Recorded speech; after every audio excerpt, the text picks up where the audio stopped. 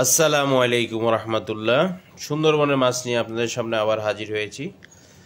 ভেটকি মাছ, ভাঙাল মাছ, কোরাল মাছ, পাতাডি মাছ যেটাই বলে, এটা হচ্ছে ভাঙন মাছ অথবা ভাঙাল মাছ। এটাকে অনেকে খরুল বাটা বলে থাকে। আসলে এটা খরুল বাটা অথবা খসলা না, এটা হচ্ছে ভাঙন অথবা ভাঙাল মাছ। সুন্দরবন এরিয়া ভাঙাল মাছ বলে থাকে। এটা প্রায় কেজি খানেক হয়ে গেছে, 500-700 থেকে প্রায় কেজির উপরে কিছু মাছ রয়েছে আমাদের কাছে। এই মাছটা খুবই সুস্বাদু, এক কাটার মাছ। বাচ্চাদের এই মাছ ট্রাই করাইতে পারেন। যারা যেসব বাচ্চা মাছ খেতে পছন্দ করে না তারা এটা পছন্দ করবে। এই ভাঙাল মাছ খুবই সুস্বাদু, যারা খেয়েছেন তো জানেন। এটা রিপিট কাস্টমার বেশি এই মাছের, সবাই এসে খুঁজে। এরপর আসছে পার্শে মাছ, অনেকে পাইসা মাছ বলে থাকে। সুন্দরবনের এরিয়ার লোকজন পারিশা মাছ বলে থাকে, পারিশা। তো আমরা সবাই এটা পাইসা মাছ হিসাবে চিনি। বড় সাইজের পাইসা 6-7-8 কেজি হয়ে যায়। আমাদেরকে অনেক সময় অ্যাভারেজ নিতে হয়, ছোট বড় নিতে হয়। এই মাছগুলা খুবই সুস্বাদু। এটাও এক কাটার মাছ। এক কাটার মাছ হওয়াতে আপনি বাচ্চাদেরকে দিতে পারেন, অনায়াসে ওরা রিস্ক ঝামেলা ছাড়া খেতে পারবে। এই মাছটা খুব সুস্বাদু, এটাও সুস্বাদু একটি মাছ। যেসব বাচ্চারা মাছ খেতে পছন্দ করে না তারা এই মাছ খাবে, এটা পছন্দ করবে, এটা স্বাদের কারণে। খুবই সুস্বাদু একটি মাছ, যারা ট্রাই করেন নাই ট্রাই করতে পারেন। এরপর দেখাচ্ছি আপনাদেরকে সুন্দরবনের দাতিনা মাছ, অনেকে হোয়াইট স্ন্যাপার বলে থাকে। এই দাতিনা মাছটাও খুব সুস্বাদু, এক কাটার মাছ, ঝামেলা নাই। এটা অনেক অন্যান্য জায়গার যে দাতিনা মাছ এটা সাদা কালার হয়ে থাকে। সুন্দরবনের দাতিনা মাছটা একটু সুন্দর, দেখতে সুন্দর, খেতেও সুন্দর বেশি।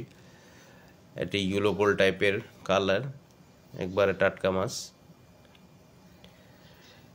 খুবই সুস্বাদু একটি মাছ। এটা ঝোল দিয়ে রান্না করা যায় না, এটা ভুনা করে, হালকা ভাজি করে ভুনা করে রান্না করতে হয়। অসাধারণ স্বাদ এটা।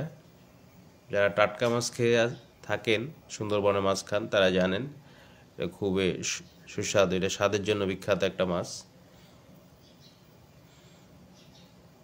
এই মাছটি আপনারা বাচ্চাদেরকে দিতে পারেন, এক কাটার মাছ হওয়ার কারণে বাচ্চারা পছন্দ করবে।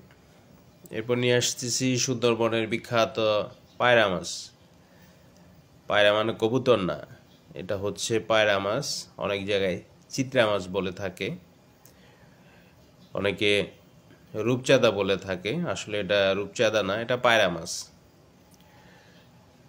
নদীতে সিজন শেষের দিকে ঠান্ডা হওয়ার কারণে, শীতকাল আসার কারণে বড় সাইজের মাছগুলো পাওয়া যায় না। এখন সাগরে চলে গেছে বড় সাইজের মাছগুলো, ছোট ছোট সাইজের মাছগুলো পাওয়া যায়। এই মাছটাও এক কাটার মাছ। এটা একবার ক্লিন করে খেতে হয়। আমরা দেশি শিং মাছ, মাগুর মাছ যেভাবে ক্লিন করি, এটা চামড়াটাও ওইভাবে ক্লিন করতে হয়, ক্লিন করে খেতে হয়। এটার আঁশগুলো ছোট ছোট, এই জন্য। এটি খুবই সুস্বাদু একটি মাছ। এটাও ভুনা করে খেতে হয়, রূপচাঁদার মতো ভাজি করে খেতে হয়। আমাদের ডিসপ্লেতে অন্যান্য মাছ রয়েছে, পার্শা, এটা পাইসে, তারপরে পায়রা, ভাঙাল, দাতিনা, সব ধরনের মাছই রয়েছে। এরপর আসছে সেই কোরাল, পাতাড়ি আর ভেটকি, যে যে নামে চেনে। এটা কোরাল মাছ, সুন্দরবনের কোরাল। সুন্দরবনের কোরাল কেন খেতে বলি, এটা খাওয়ার জন্য বলি একটা মাত্রই কারণ, এই মাছটা খুবই টাটকা থাকে। গভীর সাগরের যে মাছগুলো, এগুলা আমাদের হাতে আসতে সময় লেগে যায়, কিন্তু এই মাছটা একবার একদিনই পেয়ে যায় কাস্টমার। এটা একবারে টাটকা থাকে, এটার স্বাদও থাকে অনেক গুণ বেশি। এই ভেটকি মাছ যারা খেয়েছেন, আমার এক কাস্টমার বলেছেন তার যে আমার ঠোঁটে লেগে আছে এটার স্বাদ। যারা কোরাল মাছ নিয়মিত খান তারা সুন্দরবনে কোরাল মাছ নিতে পারেন আমাদের কাছ থেকে, প্রায় 3 কেজির কাছাকাছি। এই মাছটি খুবই সুস্বাদু একটি মাছ। বারবিকিউ সিজনে বারবিকিউর জন্য 1 নম্বর চয়েসে থাকে আমাদের বাংলাদেশের লোকজনের। একবারে টাটকা, একবারে টাটকা মাছ। সুন্দরবনের মাছ মানে টাটকা এবং স্বাদ দুইটাই বহুগুণ বেশি থাকে টাটকা হওয়ার কারণে।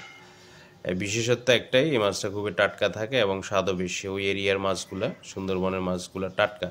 স্বাদ বেশি।